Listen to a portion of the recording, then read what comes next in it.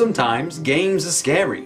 Whether they intend to be or not, certain moments or contrivances in games are used in a way which makes them creepy, scary, unnerving, disturbing, or anything like that. If you know me in person, you know that a lot of things scare me in games, so I thought I'd compile a list of all the things, or well, at least 10 of the things that have scared me in games. So without further ado, here are my top 10 scary things in games.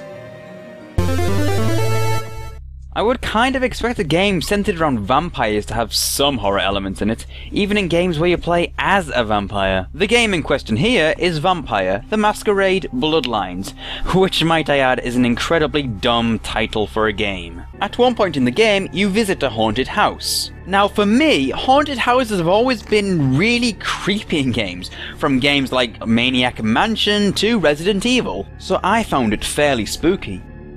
So, you enter the house and immediately you are greeted with an overwhelming sense of loneliness and paranoia, heightened by the decorations spontaneously animating and flying at you, and the appearances of ghosts. All the elements of a good survival horror exist in this house, and oh boy, there sure is one ticked off spirit living within this residence. Where are Sam and Dean when you need them? I suppose it isn't drastically scary, but for me, the Haunted Ocean House earns the number 10 spot.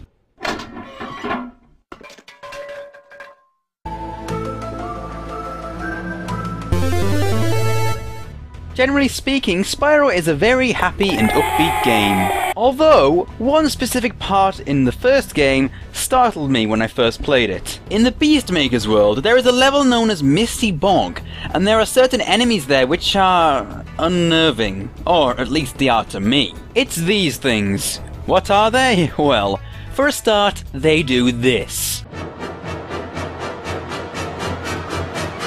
Sweet Jesus! I don't know what they are, but they seem to be decapitated rabbit heads with leaves on them, which charge at you and swallow you whole. I don't like it, no siree. And the first time I came into contact with them, they sure as hell startled me. It's a simple fact that Time Splitters 2 will always hold a special place in my heart. The entire Time Splitters series was just perfect, offering arcadey, multiplayer fun. But we're not here to talk about the game itself. I'll leave that for another time. In Time Splitters 2, there is a level in the single-player mode known as Notre Dame, based on the famous French cathedral. Now, in this level, you start in the sewers, and the enemies you are placed up against are these things known as sewer zombies. They don't so much scare me now, but when I was younger, I remember just passing the controller onto someone else to do that part for me. They never looked right to me. Something about them was incredibly nauseating and creepy. Heck, the crypt zombies weren't that pretty either, and to be honest, this entire level was a little too spooky for my younger self. I'm fine now though. I'm hardcore. Ah, Tomb Raider Prophecy, the Game Boy Advance title I never really played that much. And with good reason. I found that game kinda hard. Oh yeah, and the game over screen is terrifying.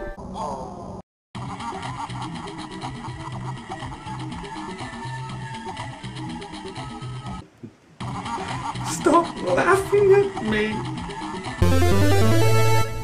Without a doubt, the Scarecrow sequences in Batman Arkham Asylum were pretty tense, and they're kinda scary in their own right with the stealthy gameplay and psychedelic scenery, but there is one particular Scarecrow sequence which affected me. So you're flying along as Batman, not a single care in the world because, after all, you are Batman. Suddenly, the game glitches.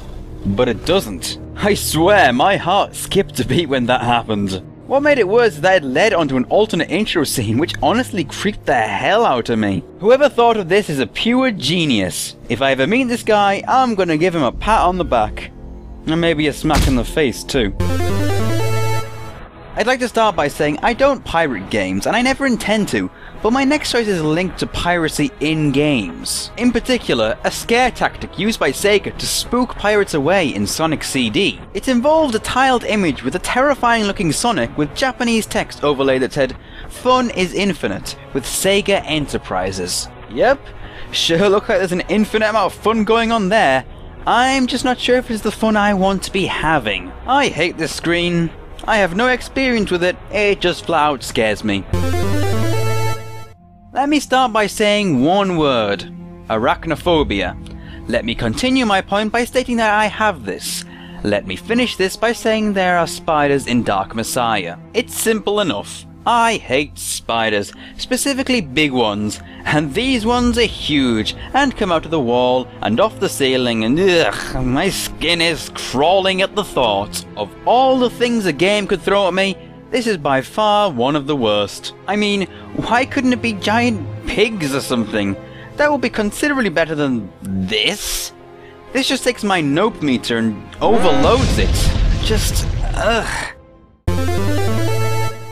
I love Jedi Academy. It's a brilliant game with great characters, gameplay, and so on. I love the missions of this game, except one. Merchant Rescue, Blengiel. It seemed simple enough. Rescue the merchants, leave.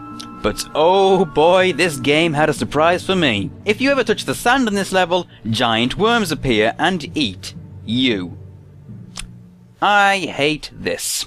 I hate not knowing where they are, I hate how they look, I hate their teeth, I hate their ability to eat people, I hate this, I hate it. Luckily, this mission can be skipped. Sorry merchants, but you're worm fodder to me. Some games scare me. When they do scare me, I comprehend the situation, gather my thoughts, and then tackle my fears. I've been able to do this in about 99% of all scary games I have played, with a little encouragement of course. But one game eluded me. If you're a fan of horror games and you haven't played I'm Scared: A Pixelated Nightmare yet, then oh boy, you'll be in for a treat. What makes this game so chilling for me is its ability to break the fourth wall in a way which simply terrifies me. This game succeeds in making the player feel paranoid due to this supernatural being known as White Face. The game also creates files in its directory, which I personally find is a little bit past the fourth wall. I never actually finished this game. I got to a certain point and then mashed the escape key to quit as quickly as I could. I actually had to take a break after seeing that. It spooked me on a level I had never experienced before, but looking back, it wasn't that scary, it was just how unknown and mysterious this game was. I mean, at the time there was like one other video of it on YouTube. This made it feel like a creepypasta, like some sort of haunted game, and that made it creepy as all hell.